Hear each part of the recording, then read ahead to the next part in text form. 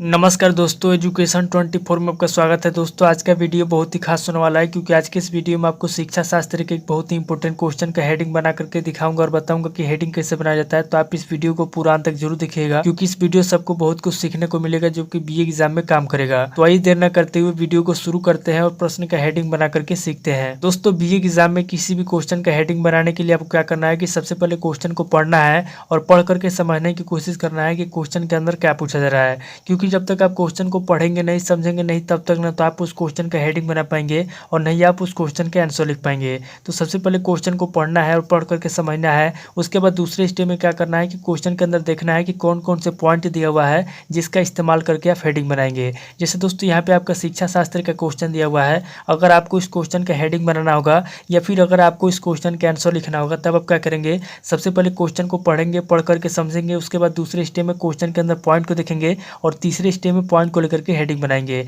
तो आइए दोस्तों बिना किसी देरी के हम लोग शुरू करते हैं और प्रश्न का हेडिंग बना करके देखते हैं। यहाँ पे दोस्तों आपका प्रश्न दिया हुआ है, शिक्षा शास्त्र से आप क्या समझते हैं, विस्तार पूर्वक वर्णन कीजिए। यानी कि क्वेश्चन के अंदर कह रहा है कि शिक्षा शास्त्र क्या होता है, शिक्षा शास्त्र से आप क्या समझते हैं, विस्तार पूर्वक वर्णन कीजिए। यानी कि शिक्षा शास्त्र के बारे में पूछा जा रहा है कि शिक्षा शास्त्र क्या होता है, शिक्षा शास्त्र से आप क्या समझते हैं, और आगे कह रहा है कि शिक्षा शास्त्र को विस्तार पूर्वक वर्णन कीजिए। यानी कि शिक्षा शास्त्र का विस्तार पूर्वक वर्णन कीजिए। तो यहाँ पे दोस्तों हम लोगों ने सबसे पहले क्वेश्चन को पढ़ करके समझ लिया कि क्वेश्चन के अंदर शिक्षा शास्त्र के बारे में पूछा जा रहा है और शिक्षा शास्त्र को विस्तार पूर्वक समझाने के लिए कहा जा रहा है।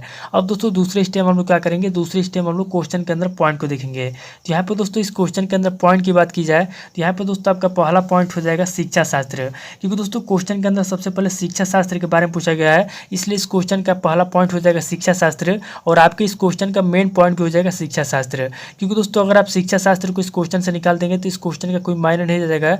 इसलिए दोस्तों इस क्वेश्चन का पहला पॉइंट हो जाएगा शिक्षा शास्त्र और इस क्वेश्चन का मेन पॉइंट भी हो जाएगा शिक्षा शास्त्र। अब दोस्तों दूसरे पॉइंट की बात की जाए तो यहाँ पे दोस्तों आपका दूसरा पॉइंट हो जाएगा शिक्षा शास्त्र से आप क्या समझते हैं। क्योंकि दोस्तों क्वेश्चन के अंदर कहा गया है कि शिक्षा शास्त्र क्या होता है, शिक्षा शास्त्र से आप क्या समझते हैं। तो यहाँ पे दोस्तों पूछा गया कि आप क्या समझते हैं, इसलिए दोस्तों इस क्वेश्चन का दूसरा पॉइंट हो जाएगा आप क्या समझते हैं। अब दोस्तों तीसरे पॉइंट की बात की जाए तो यहाँ पे दोस्तों आपका तीसरा पॉइंट हो जाएगा विस्तार पूर्वक वर्णन कीजिए। क्योंकि दोस्तों क्वेश्चन के अंदर कहा गया है कि शिक्षा शास्त्र क्या होता है, शिक्षा शास्त्र से आप क्या समझते हैं, शिक्षा शास्त्र का विस्तार पूर्वक वर्णन कीजिए। तो यहाँ पे दोस्तों विस्तार पूर्वक वर्णन करने के लिए कहा गया है, इसलिए दोस्तों इस क्वेश्चन का तीसरा पॉइंट हो जाएगा विस्तार पूर्वक वर्णन कीजिए। तो यहाँ पे दोस्तों इस क्वेश्चन के अंदर देखा जाए तो आपका टोटल 3 पॉइंट दिया हुआ है जिसका इस्तेमाल करके हम लोग हेडिंग बनाएंगे। तो यहाँ पे दोस्तों हम लोगों ने सबसे पहले क्वेश्चन को पढ़ करके समझ लिया, उसके बाद दूसरे स्टेप हम लोगों ने क्वेश्चन के अंदर पॉइंट को भी देख लिया। अब दोस्तों तीसरी स्टेप हम लोग क्या करेंगे, तीसरी स्टेप में हम लोग क्वेश्चन का हेडिंग बनाएंगे। तो यहाँ पे दोस्तों इस क्वेश्चन का पहला हेडिंग हम लोग क्या लिखेंगे, दोस्तों मैं आपसे हर वीडियो में बताता हूँ किसी भी क्वेश्चन का पहला हेडिंग या तो परिचय लिखेंगे या तो प्रस्तावना लिखेंगे या तो परिभाषा लिखेंगे या तो भूमिका लिखेंगे। क्योंकि दोस्तों ये शिक्षा शास्त्र का क्वेश्चन है, इसलिए हम लोग क्या करेंगे, सबसे पहले हम लोग इस क्वेश्चन का परिभाषा लिखेंगे। तो यहाँ पे दोस्तों हम लोग क्या करेंगे, यहाँ पे दोस्तों हम लोग पॉइंट नंबर 1 देंगे और यहाँ पे दोस्तों पॉइंट नंबर 1 देके हम लोग क्या करेंगे, यहाँ पे दोस्तों सबसे पहले हम लोग इस क्वेश्चन का परिभाषा लिखेंगे। यानी कि इस पूरे क्वेश्चन का परिभाषा लिखेंगे। तो यहाँ पे दोस्तों हमारा पहला हेडिंग हो जाएगा परिभाषा। अब दोस्तों परिभाषा लिखने के बाद आपको क्या करना है, यहाँ पे दोस्तों पहले हेडिंग के अंदर आपको आंसर में कम से कम आपको 5 से 6 लाइन में या फिर आपको जितना भी याद है, यहाँ पे दोस्तों आपको पहले हेडिंग के अंदर आपको 5 से 6 लाइन में इसका परिभाषा लिख देना है। यानी कि शिक्षा शास्त्र का परिभाषा लिख देना है, इस पूरे क्वेश्चन का परिभाषा लिख देना है। आपको जो कुछ भी आता है यहाँ पे आपको परिभाषा लिख देना है। और यहाँ पे दोस्तों परिभाषा लिखने के बाद आपको क्या करना है, आगे दोस्तों यहाँ पे आपको दूसरा पॉइंट देना है। और यहाँ पे दोस्तों दूसरा पॉइंट देने के बाद आपको क्या करना है, यहाँ पे दोस्तों आपको दूसरा हेडिंग लिखना है शिक्षा शास्त्र का शाब्दिक अर्थ। यानी कि आपके क्वेश्चन के अंदर जो आपका पहला पॉइंट दिया हुआ है शिक्षा शास्त्र, आपको क्या करना है कि पहले पॉइंट को ले लेना है और पहले पॉइंट को लेकर के दूसरे हेडिंग में आपको लिखना है शिक्षा शास्त्र का शाब्दिक अर्थ। यानी कि जो शिक्षा शास्त्र होता है उसका क्या शाब्दिक अर्थ होता है। यहाँ पे दोस्तों आपको दूसरे हेडिंग के अंदर लिखना है शिक्षा शास्त्र का, यहाँ पे दोस्तों आपको लिखना है शिक्षा शास्त्र का शाब्दिक अर्थ। यानी कि जो शिक्षा शास्त्र होता है उसका शाब्दिक अर्थ क्या होता है, यहाँ पे दोस्तों आपको लिखना है शिक्षा शास्त्र का शाब्दिक अर्थ। अब दोस्तों शिक्षा शास्त्र का शाब्दिक अर्थ लिखने के बाद आपको क्या करना है, यहाँ पे दोस्तों दूसरे हेडिंग के अंदर आपको आंसर में क्या करना है, यहाँ पे दोस्तों आपको कम से कम 10 से 12 लाइन में फिर कुछ जितना भी याद है, यहाँ पे दोस्तों आपको दूसरे पॉइंट के दूसरे हेडिंग के आंसर में आपको शिक्षा शास्त्र का शाब्दिक अर्थ लिख देना है। और यहाँ पे दोस्तों शिक्षा शास्त्र का शाब्दिक अर्थ लिखने के बाद आपको क्या करना है, आगे दोस्तों यहाँ पे आपको तीसरा पॉइंट देना है और तीसरा पॉइंट देने के बाद आपको क्या करना है, यहाँ पे दोस्तों इस क्वेश्चन का तीसरा हेडिंग आपको लिखना है शिक्षा शास्त्र का महत्व। यानी कि जो शिक्षा शास्त्र होता है उसका क्या महत्व होता है, शिक्षा शास्त्र का हमारे दैनिक जीवन में क्या महत्व है, हमारे सामाजिक जीवन में क्या महत्व है, हमारे आर्थिक जीवन में क्या महत्व है। दोस्तों तीसरे हेडिंग में आपको लिखना है शिक्षा शास्त्र का महत्व। तो यहाँ पे दोस्तों तीसरे हेडिंग के अंदर हम लोग लिखेंगे शिक्षा शास्त्र का महत्व, यानी कि जो शिक्षा शास्त्र होता है, शिक्षा शास्त्र का क्या महत्व होता है, यहाँ पे दोस्तों हम लोग लिखेंगे शिक्षा शास्त्र का महत्व। अब दोस्तों शिक्षा शास्त्र का महत्व लिखने के बाद आपको क्या करना है, यहाँ पे दोस्तों तीसरे पॉइंट के अंदर तीसरे हेडिंग के आंसर में आपको कम से कम 10 से 12 लाइन में फिर आपको जितना भी याद है, यहाँ पे दोस्तों आपको सबसे पहले शिक्षा शास्त्र का महत्व लिखना है।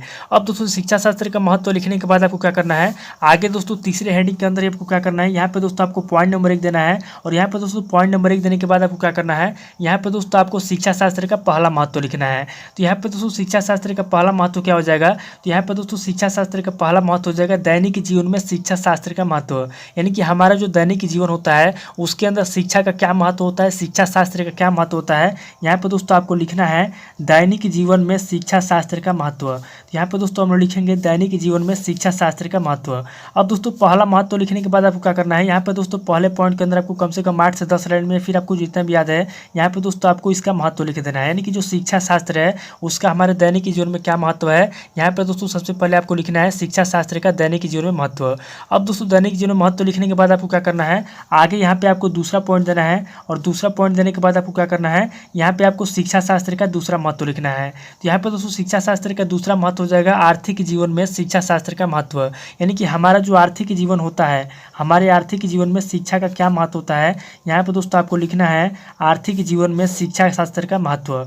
अब दोस्तों आर्थिक जीवन में शिक्षा शास्त्र का महत्व लिखने के बाद आपको क्या करना है, यहाँ पे दोस्तों आंसर के अंदर आपको कम से कम 8 से 10 लाइन में फिर आपको जितना भी याद है, यहाँ पे दोस्तों आपको आर्थिक जीवन में शिक्षा का जो भी महत्व है यहाँ पे दोस्तों आपको महत्व लिख देना है। और यहाँ पे महत्व लिखने के बाद आपको क्या करना है, आगे दोस्तों यहाँ पे आपको तीसरा पॉइंट देना है। और तीसरा पॉइंट देने के बाद आपको क्या करना है, यहाँ पे दोस्तों आपको शिक्षा शास्त्र का तीसरा महत्व लिखना है। तो यहाँ पे दोस्तों तीसरा महत्व हो जाएगा सामाजिक जीवन में शिक्षा शास्त्र का महत्व। यानी कि हमारा जो सामाजिक जीवन होता है, हमारा जो सामाजिक जीवन होता है, हमारे सामाजिक जीवन में शिक्षा का क्या महत्व होता है, शिक्षा शास्त्र का क्या महत्व होता है, यहाँ पे दोस्तों आपको तीसरे पॉइंट के अंदर तीसरे हेडिंग के अंदर आपको लिखना है सामाजिक जीवन में शिक्षा शास्त्र का महत्व। अब दोस्तों तीसरा पॉइंट लिखने के बाद आपको क्या करना है, यहाँ पे दोस्तों आपको कम से कम 8 से 10 लाइन में फिर आपको जितना भी याद है, यहाँ पे दोस्तों आपको सामाजिक जीवन में इसके आंसर में आपको लिख देना है। तो इस तरीके से दोस्तों शिक्षा शास्त्र का जो महत्व है, यहाँ पे दोस्तों हम लोगों ने 3 महत्व लिख लिया। आगे अगर आपको कोई महत्व याद आ रहा है तो यहाँ पे दोस्तों पॉइंट नंबर 4, पॉइंट नंबर 5 इस तरीके से करके आपको लिख देना है। और अगर पॉइंट याद नहीं आ रहा है तो आगे आपको क्या करना है, बस 3 महत्व लिखना है। उसके बाद आपको चौथा पॉइंट देना है। और चौथा पॉइंट देने के बाद आपको क्या करना है, यहाँ पे दोस्तों आपको चौथा हेडिंग लिखना है। यहाँ पे दोस्तों चौथा हेडिंग हमारा हो जाएगा शिक्षा शास्त्र की विशेषता। यानी कि हम लोगों ने सबसे पहले शिक्षा शास्त्र का महत्व लिखा। अब दोस्तों चौथे हेडिंग में आपको क्या करना है, चौथे हेडिंग में आपको शिक्षा शास्त्र की विशेषता लिखना है। यानी कि जो शिक्षा शास्त्र होता है उसकी क्या विशेषता है, यहाँ पे दोस्तों हम लोग लिखेंगे शिक्षा शास्त्र की विशेषता। यानी कि जो शिक्षा शास्त्र होता है, शिक्षा शास्त्र की क्या विशेषता होती है, यहाँ पे दोस्तों हम लोग लिखेंगे शिक्षा शास्त्र की विशेषता। अब दोस्तों चौथा हेडिंग लिखने के बाद आपको क्या करना है, यहाँ पे दोस्तों चौथे हेडिंग के आंसर में आपको कम से कम 10 से 12 लाइन में या फिर आपको जितना भी याद है, यहाँ पे दोस्तों आपको विस्तार पूर्वक शिक्षा शास्त्र की विशेषता लिखना है। और यहाँ पे दोस्तों शिक्षा शास्त्र की विशेषता लिखने के बाद आपको क्या करना है, यहाँ पे दोस्तों आपको 5वां पॉइंट देना है। और यहाँ पे दोस्तों 5वां पॉइंट देने के बाद आपको क्या करना है, यहाँ पे दोस्तों आपको अगला हेडिंग लिखना है शिक्षा शास्त्र का कार्यक्षेत्र। यानी कि जो शिक्षा शास्त्र होता है किन किन क्षेत्रों में कार्य करता है, उसका कार्यक्षेत्र कौन कौन सा है। यहाँ पे दोस्तों 5वां हेडिंग हो जाएगा शिक्षा शास्त्र का कार्यक्षेत्र। यानी कि जो शिक्षा शास्त्र होता है, शिक्षा शास्त्र किन किन क्षेत्रों में कार्य करता है, यहाँ पे दोस्तों 5वें हेडिंग में आपको लिखना है शिक्षा शास्त्र का कार्यक्षेत्र। अब दोस्तों शिक्षा शास्त्र का कार्यक्षेत्र लिखने के बाद आपको क्या करना है, यहाँ पे दोस्तों 5वें पॉइंट के अंदर 5वें हेडिंग के आंसर में आपको क्या करना है, यहाँ पर भी दोस्तों आपको कम से कम 10 से 12 लाइन में फिर आपको जितना भी याद है, यहाँ पे दोस्तों आपको 5वां हेडिंग लिख देना है शिक्षा शास्त्र का कार्यक्षेत्र। अब दोस्तों शिक्षा शास्त्र का कार्यक्षेत्र लिखने के बाद आपको क्या करना है, यहाँ पे दोस्तों आगे आपको छठा पॉइंट देना है। और छठा पॉइंट देने के बाद आपको करना है, यहाँ पे दोस्तों आपको अगला हेडिंग लिखना है शिक्षा शास्त्र की उपयोगिता। यानी कि शिक्षा शास्त्र की क्या उपयोगिता है, यहाँ पे दोस्तों आपको आगे लिखना है शिक्षा शास्त्र की उपयोगिता। यानी कि जो शिक्षा होता है, जो शिक्षा शास्त्र होता है, उसका हमारे दैनिक जीवन में क्या उपयोगिता है, यहाँ पे दोस्तों आपको छठे हेडिंग में लिखना है शिक्षा शास्त्र की यहाँ पे दोस्तों हम लोग लिखेंगे शिक्षा शास्त्र की उपयोगिता, यानी कि जो शिक्षा शास्त्र होता है उसकी क्या उपयोगिता है। यहाँ पे दोस्तों हम लोग लिखेंगे शिक्षा शास्त्र की उपयोगिता।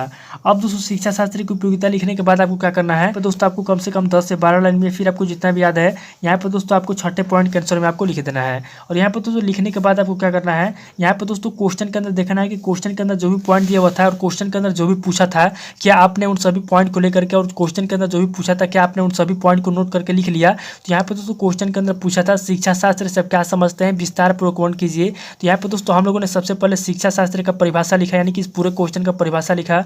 उसके बाद दूसरे हेडिंग में हम लोगों ने शिक्षा शास्त्र का शाब्दिक अर्थ लिखा। उसके बाद तीसरे हेडिंग में हम लोगों ने शिक्षा शास्त्र का महत्व लिखा, और महत्व के अंदर हम लोगों ने 3 महत्व लिखा। उसके बाद आगे दोस्तों चौथे हेडिंग में हम लोगों ने शिक्षा शास्त्र की विशेषता लिखा। उसके बाद दोस्तों यहाँ पे 5वें हेडिंग में हम लोगों ने शिक्षा शास्त्र का कार्यक्षेत्र लिखा, और लास्ट में दोस्तों हम लोगों ने शिक्षा शास्त्र की उपयोगिता लिखा। अब दोस्तों आगे अगर आपको कोई पॉइंट याद आ रहा है तो आगे आपको लिखना है, और अगर आपको आगे कोई पॉइंट याद नहीं आ रहा है तो लास्ट में आपको क्या करना है, यहाँ पे दोस्तों जब कोई पॉइंट नहीं आता है तो लास्ट में हम लोग क्या करते हैं, लास्ट में हम लोग क्वेश्चन का निष्कर्ष लिख देते हैं। तो यहाँ पे दोस्तों हम लोग क्या करेंगे, 7वां पॉइंट देंगे, और 7वां पॉइंट देने के बाद हम लोग क्या करेंगे, यहाँ पे दोस्तों इस क्वेश्चन का निष्कर्ष लिख देंगे। यानी कि लास्ट में जब क्वेश्चन का सभी हेडिंग कंप्लीट हो जाएगा, जब कोई पॉइंट नहीं बचेगा, तो लास्ट में आपको क्या करना है, यहाँ पे क्वेश्चन का निष्कर्ष लिख देना है। और निष्कर्ष लिखने के बाद आपको क्या करना है, यहाँ पे दोस्तों आपको कम से कम 6 से 7 लाइन में इस क्वेश्चन का निष्कर्ष लिख देना है। यानी कि इस क्वेश्चन का जो भी निष्कर्ष निकलता है लास्ट में आपको निष्कर्ष लिख देना है। तो इस तरीके से आपके क्वेश्चन का हेडिंग कंप्लीट हो जाएगा। तो एग्जाम के अंदर दोस्तों आपको क्या करना है, किसी भी क्वेश्चन का हेडिंग बनाने के लिए सबसे पहले क्वेश्चन को पढ़ना है, पढ़ करके समझना है। उसके बाद दूसरे स्टेप में क्वेश्चन के अंदर पॉइंट को देखना है, और तीसरे स्टेप में पॉइंट को लेकर के हेडिंग बनाना है। और एग्जाम के अंदर आपको एक बात हमेशा याद रखना है, किसी भी क्वेश्चन का पहला हेडिंग या तो परिचय लिखेंगे, या तो परिभाषा लिखेंगे, या तो प्रस्तावना लिखेंगे, या तो भूमिका लिखेंगे। चारों में से कोई एक आपको सबसे पहले लिखना है। और लास्ट में आपको क्या लिखना है, तो लास्ट में आपको निष्कर्ष लिखना है। और बीच में आपको क्या लिखना है, तो बीच में आपको वही लिखना है जो क्वेश्चन के अंदर पूछा जाएगा। तो दोस्तों उम्मीद करता हूँ कि इस वीडियो से आपको बहुत कुछ सीखने को मिला होगा। अगर आपको वीडियो अच्छा लगा तो वीडियो को लाइक कीजिए, शेयर कीजिए, और कमेंट करके बताइए कि आपको नेक्स्ट वीडियो किस टॉपिक के ऊपर चाहिए। थैंक यू दोस्तों।